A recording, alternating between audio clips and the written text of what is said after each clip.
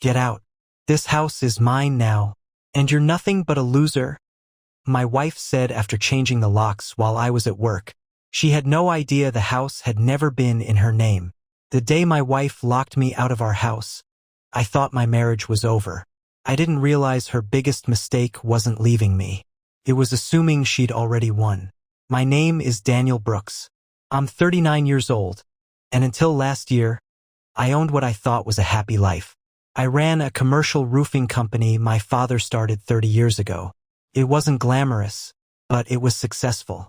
We had 40 employees, a solid reputation, and enough work booked a year in advance that I never worried about paying the bills. My wife, Vanessa, worked as a luxury real estate agent. She was charming, ambitious, and loved expensive things. When we first met, I admired how driven she was. Over time, that ambition slowly turned into something else. Nothing was ever enough. One vacation became two. A nice SUV wasn't impressive anymore because someone else's husband had bought a Porsche.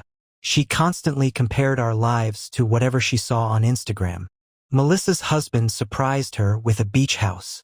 My clients are 10 years younger than us and fly first class everywhere. You work all the time, Daniel, but we're still living like normal people. That last sentence always bothered me. Living like normal people sounded like an insult to her. Still, I ignored it. Marriage isn't perfect. People complain. I figured it was just stress. Then the lies started. She began staying late at work 3 or 4 nights a week. Business dinners, networking events, client meetings. Every excuse sounded believable. Until one afternoon I stopped by her office to surprise her with lunch. Her receptionist smiled politely. Oh, I thought Vanessa took the day off.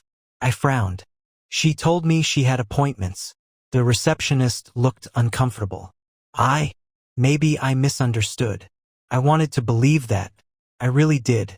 Instead of accusing Vanessa of anything, I told myself there had to be a reasonable explanation. Looking back, I wasn't trusting her. I was protecting myself from the truth. A month later, I landed the biggest contract in my company's history. $7 million. I came home excited. I've got incredible news. Vanessa barely looked up from her phone. What? We won the Henderson Medical Project. Oh, she nodded once. Congratulations. That was it. No hug, no excitement, nothing. For the first time in our marriage, my biggest achievement felt like an inconvenience to someone I loved. Then everything collapsed. One Tuesday afternoon, my neighbor called. Daniel, are you moving? No, there are movers at your house. I left my job site immediately. When I pulled into my driveway, a moving truck was parked outside. Boxes covered the lawn. 2 movers were carrying our dining room table toward the truck. Vanessa stood on the porch giving instructions. She looked completely calm. What is this? I asked. She didn't even pretend to be surprised. I'm leaving. You emptied half the house while I was working? I took what belongs to me. I walked toward the front door. My key wouldn't turn. I tried again. Nothing. She smiled and held up a brand new key. I changed the locks. I stared at her. You what? I'm done asking for permission to live the life I deserve. Vanessa. She interrupted me. Then she said the sentence I'll never forget. Get out. This house is mine now. And you're nothing but a loser. Even the movers stopped to look at us. I stood there for several seconds. Then I asked one question. Who told you this house is yours? She laughed. We've been married 6 years. So, it's automatically half mine. You sure about that? My lawyer already explained everything. I smiled. That smile confused her. She expected me to yell. Instead, I pulled out my phone. Who are you calling? My attorney. She laughed again. Go ahead. So I did. My attorney answered on the second ring. After listening for less than a minute, he said, Don't argue. I'll meet you there. 30 minutes later, he arrived with another man, an older gentleman wearing a navy suit. Vanessa crossed her arms. And who is he supposed to be? The older man calmly introduced himself. My name is William Harris. So, I'm the trustee of the Brooks Family Trust. Vanessa frowned. What trust? William handed her a folder. Inside were copies of the property's deed. She skimmed the first page, then looked again. This has to be wrong. It isn't. You own the house? William smiled politely. No. She pointed at me. He owns it. Again, William shook his head. The Brooks Family Trust owns it. Silence. Vanessa stared at the paperwork. You transferred it? I finally spoke. No. My father did. What? 8 years ago. That was 2 years before we got married. The house had never legally belonged to me as an individual. My father had placed it into an irrevocable family trust after my mother passed away. I was the primary beneficiary. William was the trustee. The trust existed to protect family property from lawsuits, creditors, and complicated estate issues. It also meant something Vanessa had never considered. The house wasn't marital property. She looked at her attorney. This isn't possible. Her attorney quietly flipped through the documents. Then his face changed. When did you say these were recorded? William gave him the date. The attorney slowly closed the folder. He sighed, then looked directly at Vanessa. They're legitimate. Her confidence disappeared. So, it's still my home? No. Her attorney answered quietly. It's trust property. She looked at me. You knew. I've always known. You never told me. You never asked. Then came the moment I never expected. One of the police officers my attorney had requested for a civil standby stepped forward. He listened to both attorneys, reviewed the deed, then turned toward Vanessa.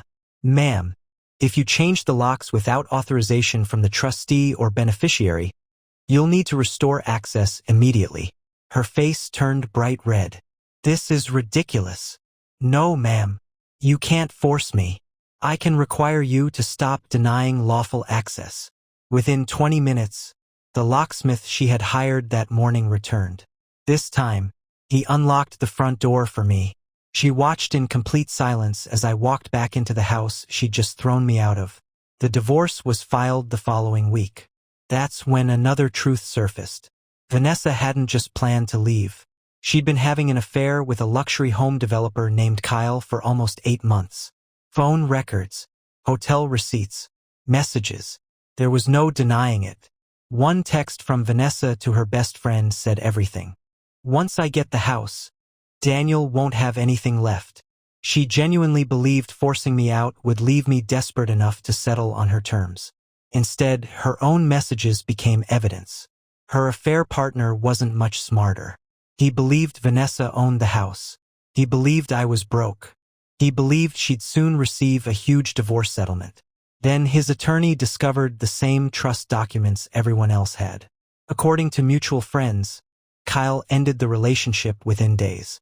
Apparently, he wasn't nearly as interested once he realized she wasn't walking away with $1 million home. 3 months later, the divorce was finalized. She received exactly what the law entitled her to from our shared marital assets. Nothing more. The house remained with the trust. My business remained mine because I'd built it before our marriage and had kept meticulous financial records separating business and personal assets. The judge also ordered Vanessa to reimburse me for the cost of replacing the locks and repairing damage caused during the move after security footage showed movers scratching hardwood floors while rushing furniture out. It wasn't a fortune, but it was a reminder that actions have consequences. About 6 months later, I received a text from a number I recognized immediately. Vanessa, can we meet? I owe you an apology. For a long time, I stared at the screen. Then I replied, You don't owe me an apology. A minute later, she answered, I don't. No. You owe the version of me who loved you one. He doesn't exist anymore. I blocked the number. A year has passed since then. The house looks different now. Fresh paint. New furniture. The garden my father planted is finally blooming again. Sometimes, I sit on the back porch with a cup of coffee and think about the day Vanessa stood in the driveway smiling as she told me I was a loser. She thought changing the locks meant changing reality. She believed confidence was the same thing as being right. She never realized the one thing she wanted most had never belonged to either of us. It belonged to a promise my father made long before she ever walked into my life. In the end, she didn't lose because of the divorce. She lost because greed convinced her to claim something she never bothered to understand. And every time I unlock my front door, I remember the look on her face when the locksmith handed the new keys back to me. Not because I enjoy seeing someone fail, but because some lessons can't be explained. They have to be lived.